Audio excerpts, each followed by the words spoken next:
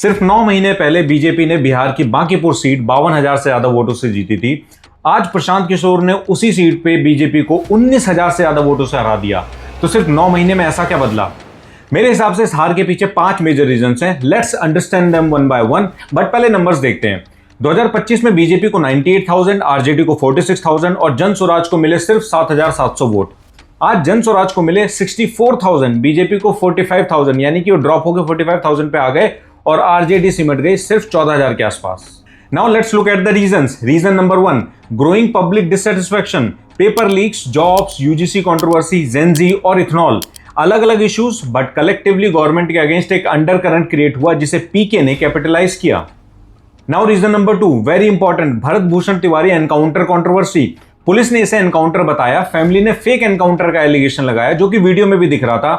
Controversy इतनी बड़ी कि उसके बाद जुडिशियल इंक्वायरी बिठानी पड़ी। प्रशांत किशोर ने इसको अपने कैंपेन में बहुत एग्रेसिवली उठाया।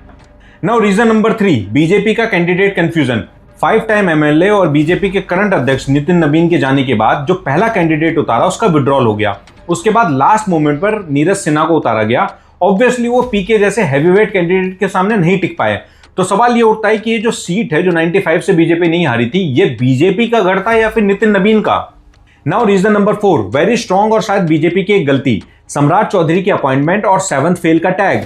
पॉलिटिक्स में परसेप्शन बहुत मैटर करता है। हो सकता है बिहार में कैंडिडेट की एजुकेशन बहुत बड़ा मुद्दा ना हो, लेकिन सम्राट चौधरी की अपॉइंटमेंट कहीं ना कहीं पीके की कही हुई बातों को सही साबित करने का मौका दे गई। जो उन्होंने पिछले कैंपेन में बातें गई थी उसके बदले में वो दिखाने में कामयाब रहे कि बीजेपी ने बिहार में नीतीश कुमार के सुशासन बाबू की छवि के बदले में एक ऐसा सीएम कैंडिडेट दिया जो 7th फेल है और उसके ऊपर आपराधिक मामले भी रहे हैं। नाउ रीजन नंबर 5, वोटों की प्लस माइनस वाला रीजन। तेजस्वी और आरजेडी से शायद किसी को कोई उम्मीद नहीं है, इस वजह से वो 46,000 से ड्रॉप होकर 14,000 पर आ गए। वहीं जन स्वराज 7,700 से उठकर 64,000 पर पहुंच गई, यानी कि एंटी बीजेपी वोट्स का एक सिग्निफिकेंट सेक्शन उठकर सीधा पीके के साथ चला गया।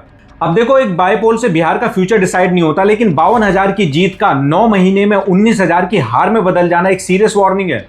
नीट हो, यूजीसी हो या फिर इथेनॉल, बीजेपी के लिए मैसेज सिंपल है। जब आपका खुद का कोर वोटर बार बार डिससेटिस्फैक्शन सिग्नल कर रहा हो तो उसे पॉलिटिकल एरोगेंस में इग्नोर करना भारी पड़ सकता है। उम्मीद है सेंट्रल लीडरशिप इसको समझेगी और कोर्स करेक्शन करेगी। इस वीडियो को सबके साथ शेयर करना, मुझे फॉलो कर लेना। मिलते हैं नेक्स्ट वीडियो में। जय हिंद।